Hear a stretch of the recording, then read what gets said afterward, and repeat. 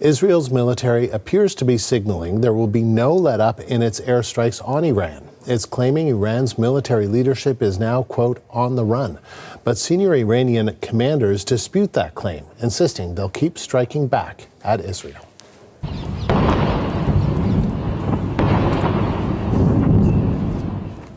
This video from Tel Aviv shows Israeli air defenses firing at another wave of incoming Iranian missiles.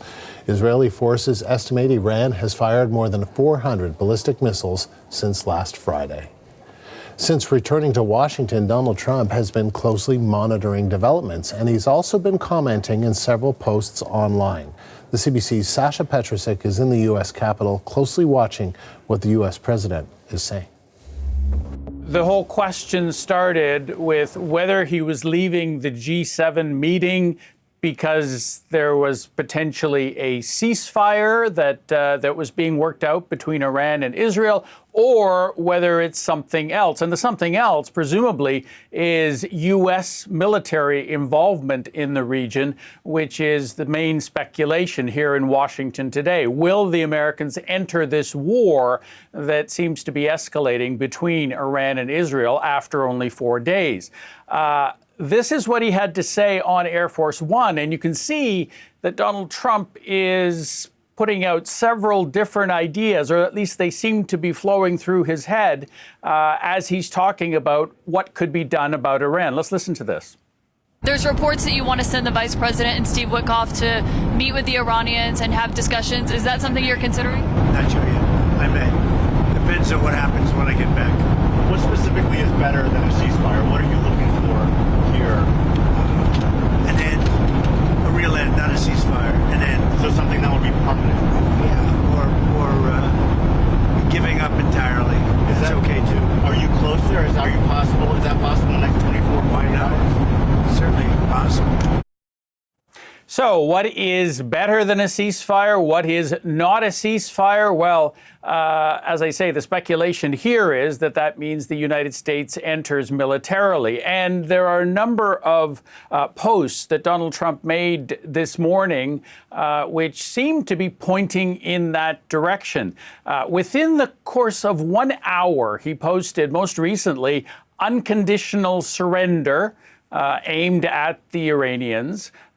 He had another post where he talked about going after the Iranian so-called supreme leader, presumably talking about Ayatollah Ali Khamenei. Trump was saying that we know exactly where the supreme leader is hiding. He's an easy target. We're not going to kill him now, not at least for now. But, basically the bottom line is our patience is wearing thin. That's what he posted. And we now have complete and total control of the skies over Iran. That is something that Israel has been boasting about for a while. But from Donald Trump, the point is that this was done with U.S. military equipment. We have more of it, that it was all American-made and conceived and manufactured, and nobody does that better than the good old USA. In other words, bringing the U.S. right into the middle of all of this. And as I say, all of this was posted within the period of 1 hour, which means that is where, presumably, his head is at, unless he is trying to use this to pressure Iran for some kind of a deal.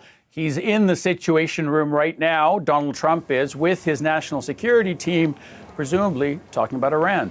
Yeah, Sasha, I mean, there's a big dilemma for the White House right now. Do they throw themselves into a war, especially with the president saying he wants to prevent or end wars?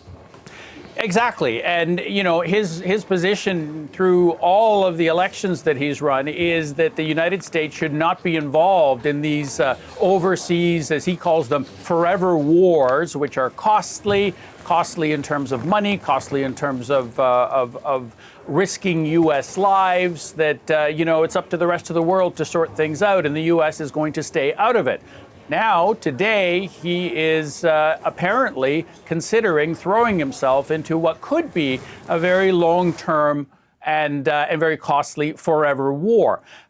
He knows that he will have to answer to his own base, the MAGA base, which has been very much against wars, just like he has been.